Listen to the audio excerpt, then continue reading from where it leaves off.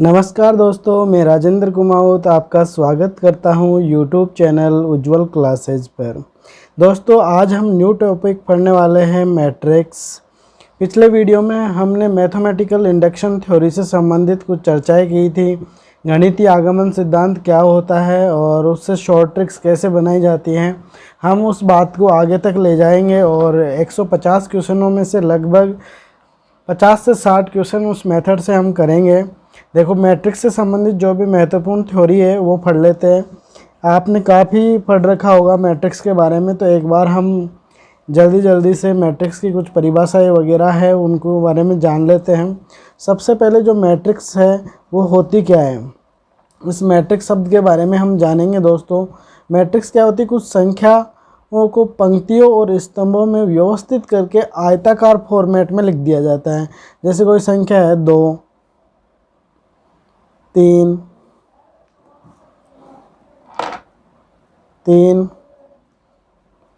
5, 4, 0, 1।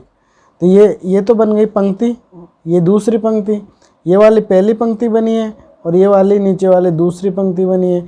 इस प्रकार से हम देखेंगे, ऊपर से नीचे की ओर आएंगे, ये क्या है? अपने स्तंभ है। तो संख्याओं को पंक्तियों और स्तंभों में सुनियोजित करके आयताकार फॉर्मेट में लिखना क्या होता है? मैट्रिक्स होती है दोस्तों। अब जो ये आयताकार फॉर्मेट बनेगा उसको कई तरीके से हम बंद कर सकते हैं, जैसे बड़े ब्रैकेट के रूप में, छोटे ब्रैकेट के रूप में, इस प्रकार से भी आप कर सकते हो, मंझले ब्रैकेट में भी कर सकते हो। ये सब क्या है? मैट्रिक्स है। परंतु जो अपनी बुक है उसमें ये नोटेशन अपने को दिया हुआ बड़े ब्रैकेट में लिख देते हैं।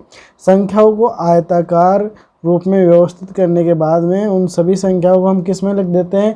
बड़े ब्रैकेट में लिख देते हैं। तो वो क्या कहलाती हैं? मैट्रिक्स कहलाती हैं। इसके बाद में हम बात करें दोस्तों मैट्रिक्स, जैसे एक एग्जाम्पल और ले लेते हैं अपन, जैसे 2, 3, 1, 4, 5, 2, 7, 3, 0।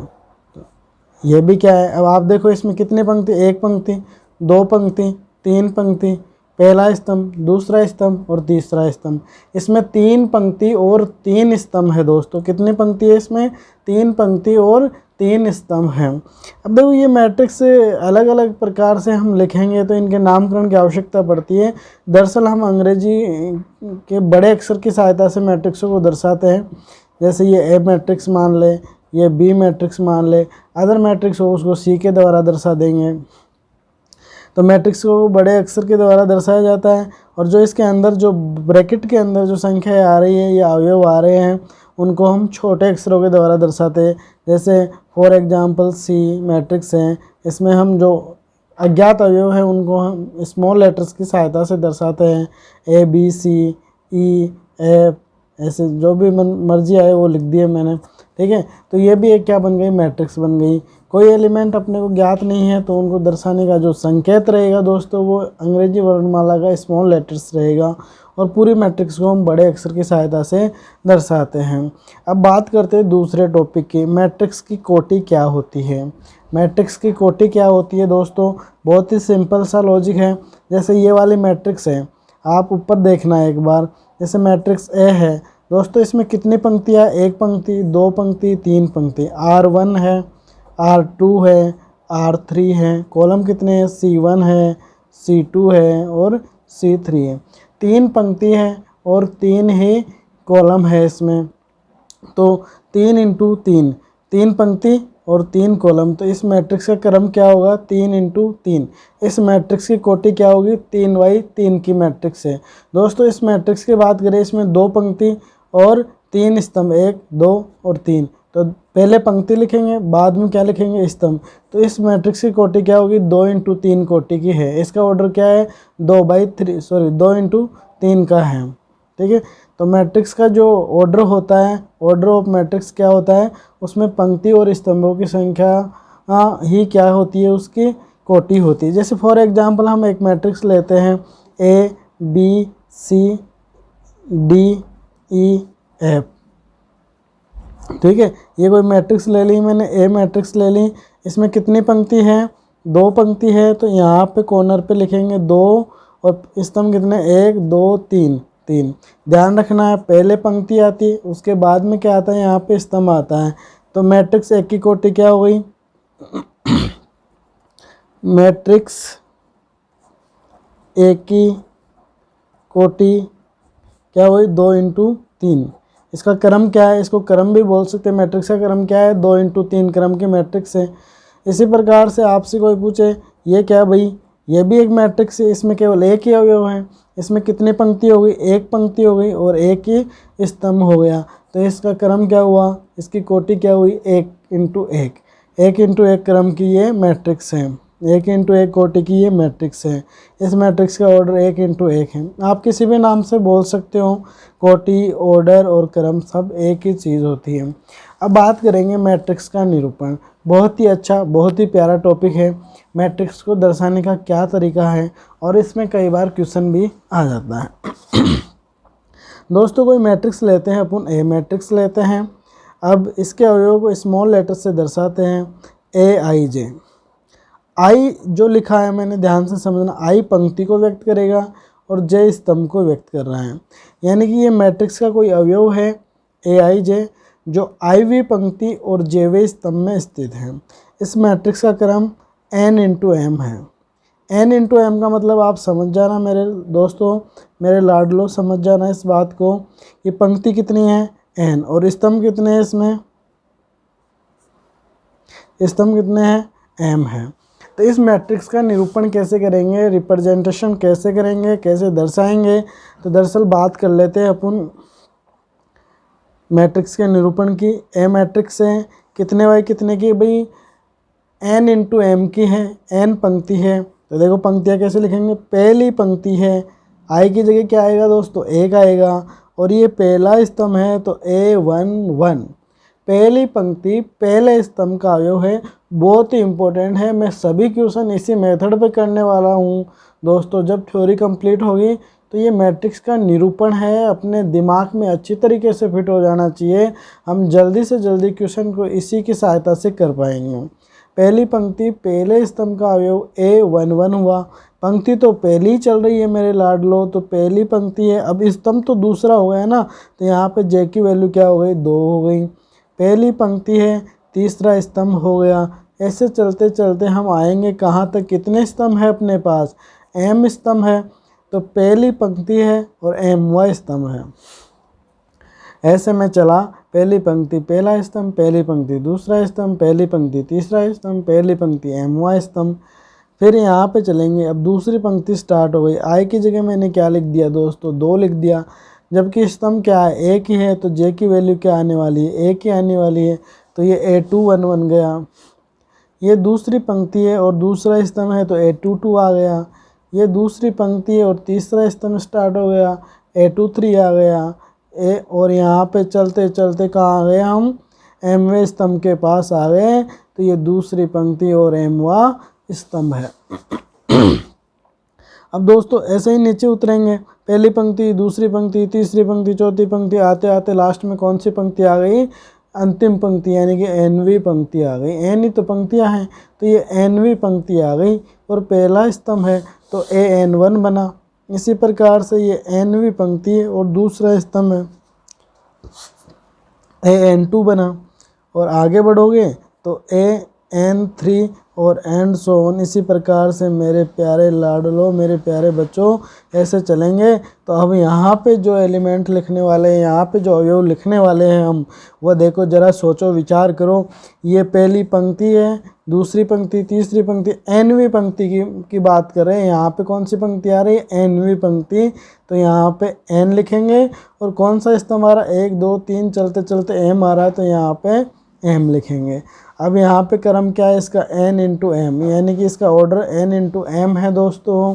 ठीक है, तो ये मैट्रिक्स का रिप्रेजेंटेशन हो गया, रिप्रेजेंटेशन ऑफ मैट्रिक्स, मैट्रिक्स का निरूपण। इस प्रकार से लिखेंगे। अब आपसे कोई पूछे कि इस मैट्रिक्स में दूसरी पंक्ति और दूसरे स्तंभ का अवयव क्या है, तो दूसरी पंक्ति की बात करेंगे तो यहाँ आओ, पहली पंक्ति, दूसरी पंक्ति और दूसरे स्तंभ यहाँ आओ। तो यहाँ पे कौन सा अवयव मिलेगा, A22 मिलेगा। मिलेगा कि नहीं मिलेगा, मिलेगा ना, है ना। तो ये बात आपको समझ में आ गई होगी मैट्रिक्स का निरूपण कैसे करते हैं। चलो एक हम छोटा सा एग्जाम्पल करते हैं। एक मैट्रिक्स है मेरे लाडलो ए और उसका क्रम है 2 इंटू 2।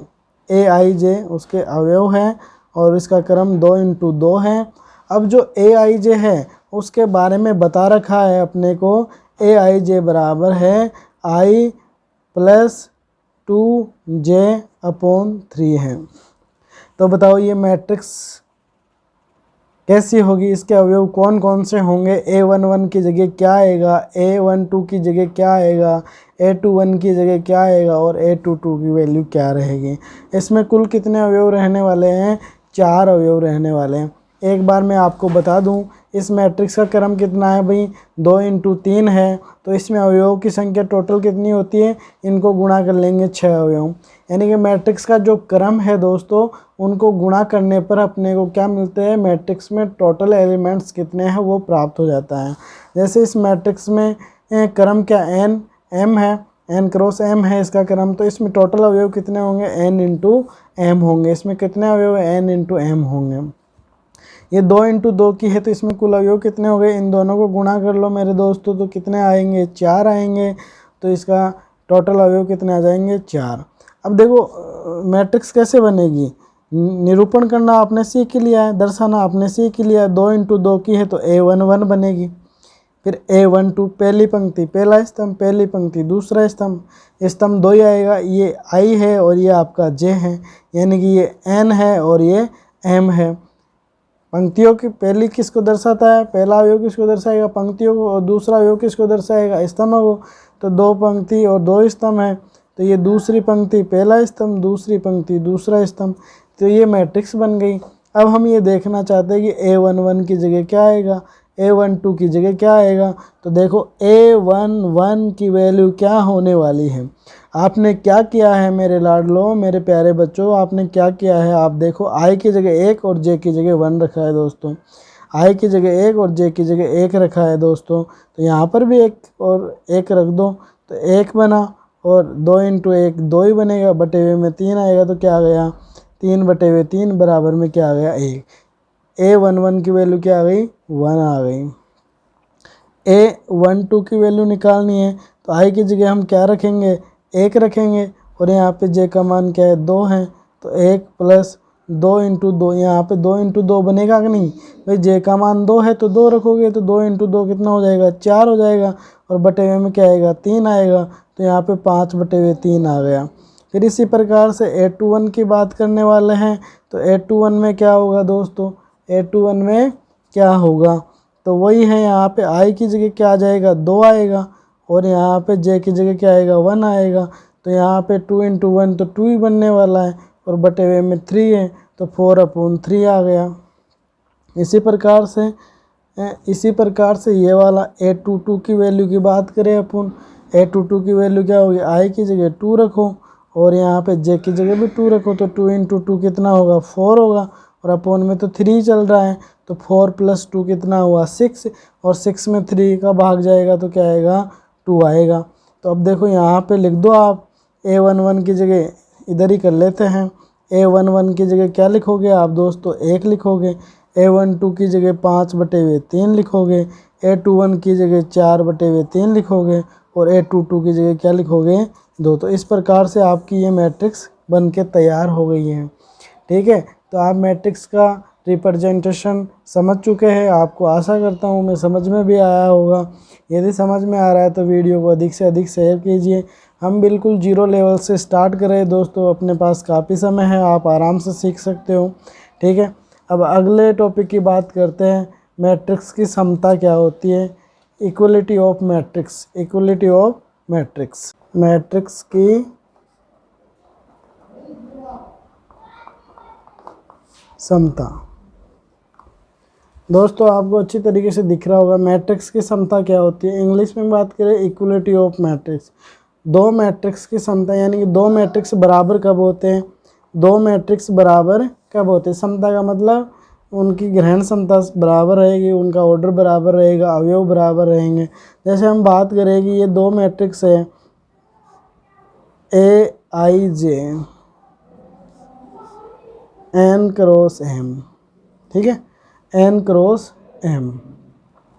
और दूसरा बी मैट्रिक्स है दोस्तों Bij, ये भी इसका क्रम क्या है भाई, इसका क्रम भी हम ले लेते हैं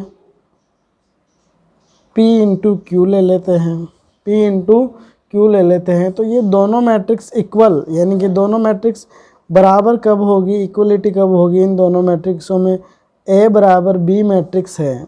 अब A बराबर B मैट्रिक्स है तो ऐसा तभी हो सकता है इफ़ एंड ओनली इफ इनका क्रम क्या हो, n बराबर p हो, n बराबर p हो। पंक्तियों की संख्या दोनों में बराबर होनी चाहिए, स्तंभों की संख्या दोनों में बराबर होनी चाहिए, पंक्ति और स्तंभ क्या होने चाहिए, बराबर होनी चाहिए दोनों मैट्रिक्सों में। साथ ही हम बात करें अवयव की, अवयव भी क्या होने चाहिए, बराबर होने चाहिए। Aij बराबर Bij होना चाहिए फॉर ईच i और j के लिए। दो मैट्रिक्स बराबर कब होते हैं मेरे दोस्तों, जब उनकी कोटि बराबर हो और उनके अवयव क्या हो, समान हो, अवयव क्या हो, समान हो। देखो एक एग्जांपल ले लेते हैं हम, एक मैट्रिक्स A है अपने पास, एक मैट्रिक्स A है 1 स्क्वायर 3 स्क्वायर 2 स्क्वायर 5 स्क्वायर, ये एक मैट्रिक्स A है। दूसरे मैट्रिक्स में B ले रहा हूँ मेरे लाडलो, B मैट्रिक्स ले रहा हूँ मैं 1, यहाँ पे 9 4 और 25। तो ये दोनों मैट्रिक्स बराबर है। यहाँ पे मैट्रिक्स A बराबर B है, क्यों है, क्योंकि ये भी 2 इंटू 2 क्रम की है और ये भी 2 इंटू 2 क्रम की है। और संगत अवयव A11 1 है, इसमें भी 1 है, A12 इसमें 3 स्क्वायर यानी कि 9 है, इसमें भी 9 है, इसमें 4 है तो यहाँ पर भी 4 है, यहाँ 25 है तो यहाँ 25 है।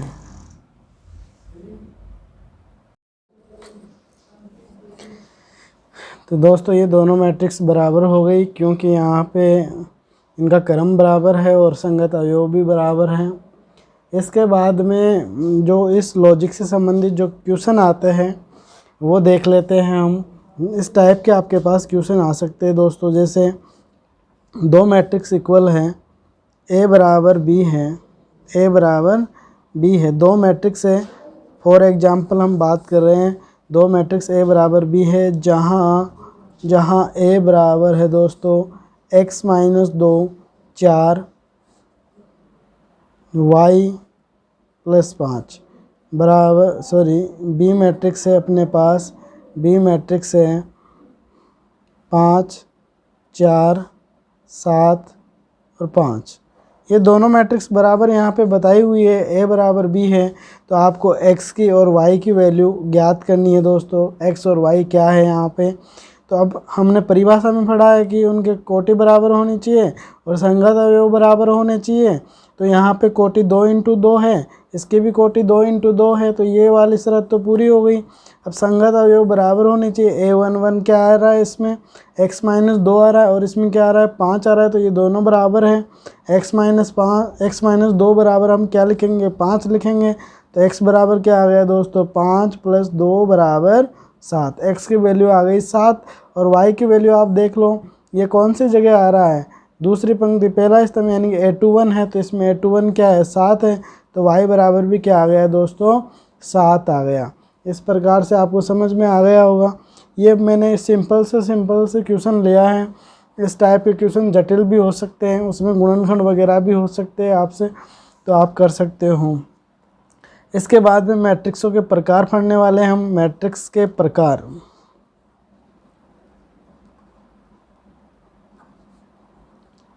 मैट्रिक्स के प्रकार, टाइप ऑफ मैट्रिक्स, मैट्रिक्स के प्रकार। मैट्रिक्स के प्रकारों में सबसे पहले हम बात करने वाले हैं पंक्ति मैट्रिक्स। पंक्ति मैट्रिक्स, रो मैट्रिक्स। पंक्ति मैट्रिक्स को इंग्लिश में क्या बोलते हैं, रो मैट्रिक्स। देखो कोई मैट्रिक्स है, बहुत हम सिंपल वे में बात करने वाले हैं, क्योंकि आप कक्षा 11 12 आप पढ़ चुके हो और आप तैयारी कर रहे हो second grade first grade JEE mains की, तो हम इसमें टाइम ख़राब नहीं करेंगे, हम डायरेक्ट मुद्दे की बात पे आएंगे। पंक्ति मैट्रिक्स की बात करने वाले हैं। ये मैट्रिक्स है Aij और इसका क्रम है n इंटू m। ये मैट्रिक्स है, ये A मैट्रिक्स है, वो पंक्ति मैट्रिक्स होगी, ठीक है। मैट्रिक्स ए पंक्ति मैट्रिक्स होगी, पंक्ति मैट्रिक्स होगी, ध्यान से समझना, पंक्ति मैट्रिक्स होगी if and only if n equal to क्या हो, 1 हो, n इक्वल टू क्या हो, 1 हो। अब इस बात को समझ लेना, जब n इक्वल टू 1 होगा तो ये कैसे बन जाएगी, a equal to A I J n cross A cross m, यानी कि इसमें पंक्तियों की संख्या क्या रहने वाली दोस्तों, 1 रहने वाली है, और स्तंभ इसमें कितने भी आ सकते हैं। एक ऐसी मैट्रिक्स जिसमें पंक्ति की संख्या क्या हो, 1 हो, और स्तंभों की संख्या से अपने को कोई लेना देना नहीं है, 1 भी हो सकती है, 2 भी हो सकती है, 3 भी हो सकती है, वो सब मैट्रिक्स क्या होगी, पंक्ति मैट्रिक्स होगी। फॉर एग्जाम्पल हम बात करें जैसे 2 3 4, ये एक मैट्रिक्स बनी, ए मैट्रिक्स है, 2 3 4, इसमें पंक्ति कितने, एक ही पंक्ति आ रही है, और स्तंभ कितने हैं, 1 2 और 3, तो 1 इंटू 3 क्रम की ये पंक्ति मैट्रिक्स हो गई। बी मैट्रिक्स की बात करें 2 3 0 4 5, तो ये देखो आप 1 2 3 4 5 स्तंभ है, और पंक्ति 1 इंटू 5 की हो गई, 1 इंटू 5 क्रम की पंक्ति मैट्रिक्स हो गई। यहाँ पे सी मैट्रिक्स की बात करें तो 3 लिख दिया मैंने इसमें, तो ये 1 इंटू 1 है, इसमें पंक्ति भी 1 है, स्तंभ भी 1 है, तो इस मैट्रिक्स को हम क्या बोलेंगे, पंक्ति मैट्रिक्स ही बोलेंगे, पंक्ति मैट्रिक्स ही बोलेंगे। और आगे चल के हम इसके बारे में और पढ़ेंगे कि जिसमें केवल एक ही अवयव आता है वो मैट्रिक्स क्या कहलाती है, सिंगलटन मैट्रिक्स कहलाती है। कौन सी मैट्रिक्स कहलाती है, सिंगलटन मैट्रिक्स, एकल मैट्रिक्स, हिंदी में बात करें तो एकल मैट्रिक्स कहलाती है। इसमें पंक्ति मैट्रिक्स के गुण भी हैं, क्योंकि हमने पंक्ति मैट्रिक्स की परिभाषा क्या पढ़ रखी है, ऐसे मैट्रिक्स जिसमें पंक्तियों की संख्या 1 हो वो पंक्ति मैट्रिक्स कहलाती है। सिमिलरली दूसरी मैट्रिक्स की बात करेंगे, स्तंभ मैट्रिक्स।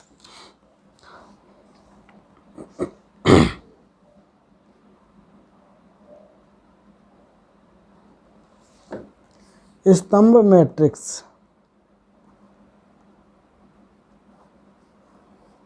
सेम वो की वही परिभाषा, ये कोई मैट्रिक्स ए है दोस्तों, A I J N cross M, ये स्तंभ मैट्रिक्स है। ये मैट्रिक्स स्तंभ मैट्रिक्स होगी if and only if M equal to क्या होगा, इसमें एम इक्वल टू 1 होगा, और एम क्या है, स्तंभों की संख्या है। एम क्या है, स्तंभों की संख्या ही तो है, तो यानी कि एक ऐसी मैट्रिक्स जिसमें स्तंभों की संख्या क्या हो, 1 हो, पंक्तियों की संख्या कितनी भी हो सकती है, 1 2 3 4 5 6 7 8 10 12 कितने भी हो सकती है, परंतु स्तंभ 1 ही रहेगा, तो वो मैट्रिक्स क्या बन जाएगी, स्तंभ मैट्रिक्स बन जाएगी। मेरे लाडलो लिखकर बताने की क्या आवश्यकता है, इसमें बहुत सिंपल बात कर रहे हैं हम। ऐसी मैट्रिक्स जिसमें स्तंभों की संख्या केवल 1 होती है वो स्तंभ मैट्रिक्स कहलाती है।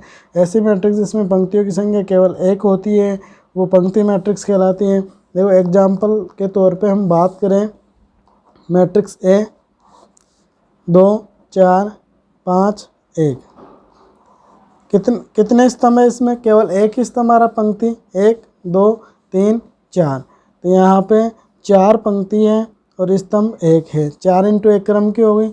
बी मैट्रिक्स की बात करें दोस्तों हम, कितने पंक्ति, 1 2 3, स्तंभ कितना है, 1। सी मैट्रिक्स की बात करें हम,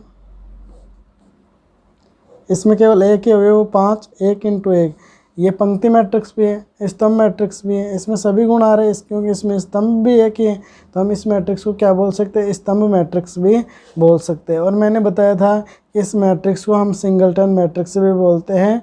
जिस मैट्रिक्स में केवल 1 ही अवयव होता है दोस्तों उसको सिंगलटन मैट्रिक्स के नाम से भी जाना जाता है। सिंगलटन मैट्रिक्स एक ऐसी मैट्रिक्स होती है लाडलो जो पंक्ति मैट्रिक्स भी होती है और स्तंभ मैट्रिक्स भी होती है।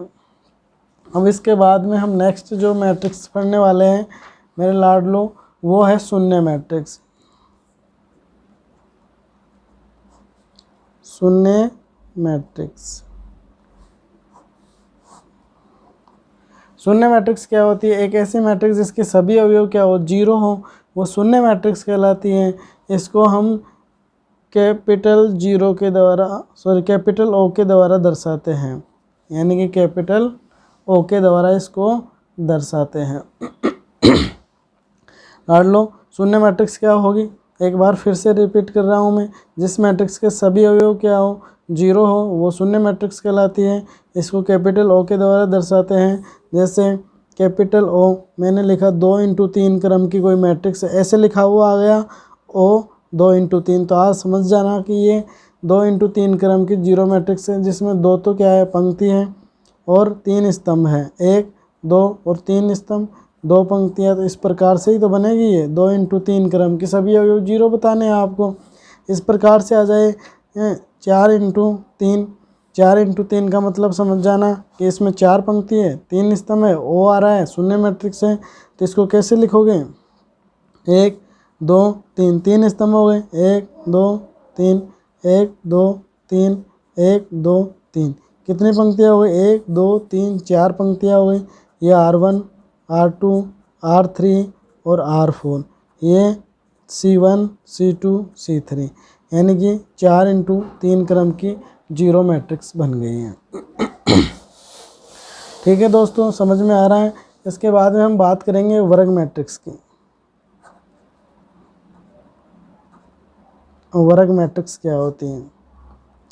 एक मैट्रिक्स ए है AIJ N क्रॉस M, ये मैट्रिक्स वर्ग मैट्रिक्स होगी। वर्ग मैट्रिक्स होगी, ये वर्ग मैट्रिक्स होगी if and only if n बराबर m हो। n बराबर m हो, इस बात को समझना, यानी कि एक ऐसी मैट्रिक्स जिसमें पंक्ति और स्तंभ क्या हो दोनों बराबर होते हैं, वो मैट्रिक्स क्या हो जाती है, वर्ग मैट्रिक्स हो जाती है। यदि किसी मैट्रिक्स में पंक्ति और स्तंभों की संख्या बराबर होती है दोस्तों, तो वो कौन सी मैट्रिक्स बन जाती है, वर्ग मैट्रिक्स बन जाती है। कौन सी मैट्रिक्स बन जाती है, वर्ग मैट्रिक्स बन जाती है। फॉर एग्जाम्पल वे में हम बात करें, देखो जैसे एक कोई मैट्रिक्स है अपने पास,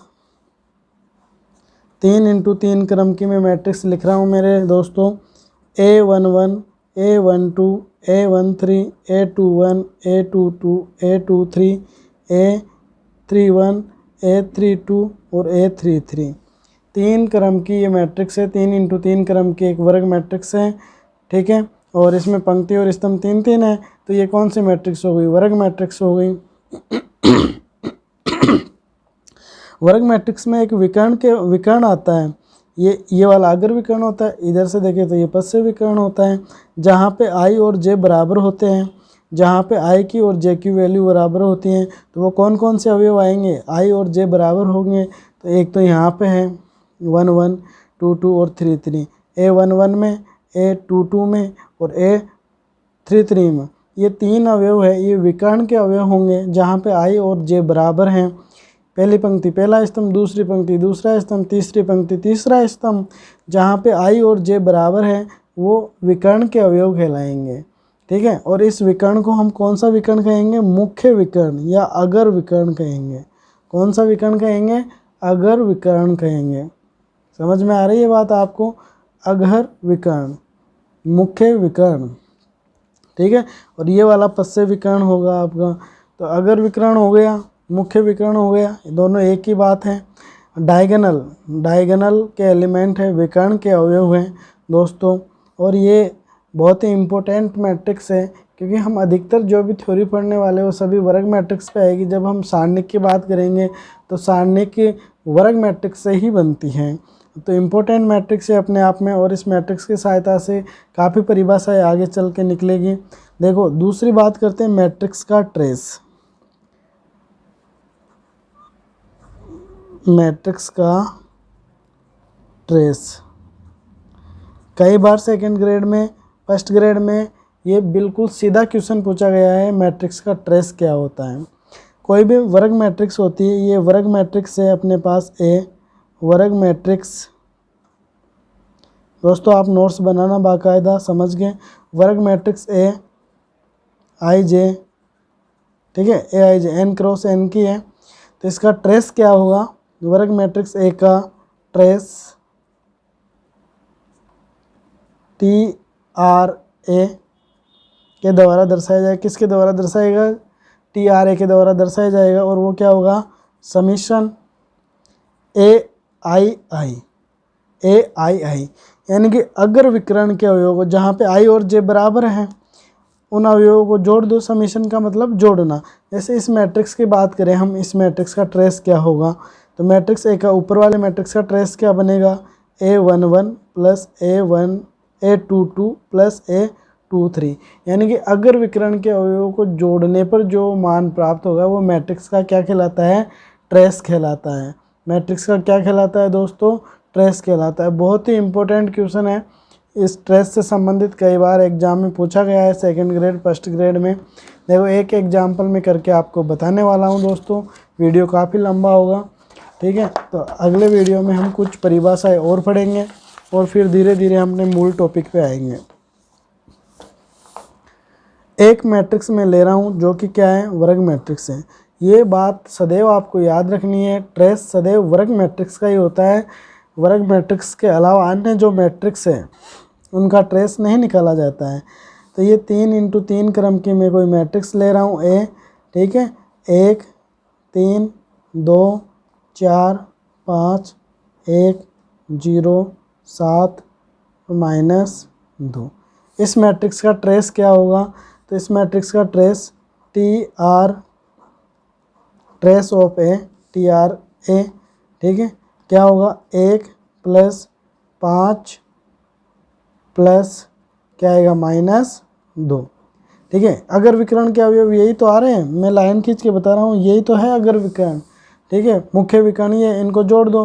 तो यहाँ पे आप देखोगे 5 और 1 कितना हो गया मेरे दोस्तों, 6 -2 तो क्या आया, 4। तो इस मैट्रिक्स का ट्रेस क्या हो गया, 4 हो गया।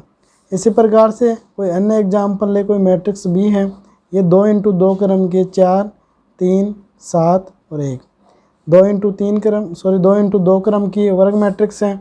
इस मैट्रिक्स का ट्रेस क्या होगा, TRB, ट्रेस ऑफ बी, ठीक है। तो क्या आएगा, 4 + 3, यही तो है इसका विकर्ण, मुख्य विकर्ण यही है, इनको जोड़ो क्या आया, 7।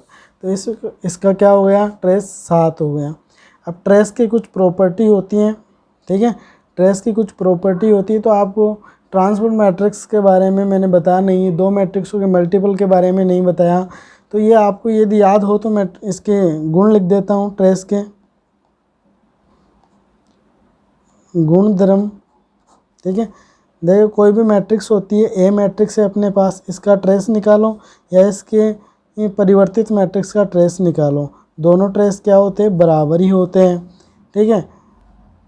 मैट्रिक्स को कैसे गुणा किया आपने, अधिक संख्या से गुणा किया और इसका ट्रेस निकाला। अब ए का ट्रेस निकाल लो, मैट्रिक्स ए का ट्रेस निकाल लो, फिर बाद में आप कैसे गुणा कर दो, ये भी बराबर ही होती है, दूसरा नियम होता है। 2 मैट्रिक्सों के गुणन का ट्रेस निकालोगे, A × B का ट्रेस निकालोगे, तो वो क्या आएगा, ट्रेस B × A। आप कैसे निकालो, A × B का निकालो, B × A का निकालो, दोनों बराबर ही होते हैं। और यहाँ पे इकाई मैट्रिक्स का जो ट्रेस होता है, इकाई मैट्रिक्स के बारे में अगले वीडियो में पढ़ेंगे हम। इकाई मैट्रिक्स का ट्रेस क्या होगा, n होगा। इसमें मुख्य विकर्ण के सभी अवयव 1-1 होते हैं, बाकी सभी अवयव 0 होते हैं। तो मुख्य विकर्ण के अवयवों को जोड़ेंगे तो n ही आएगा, n क्रम की है।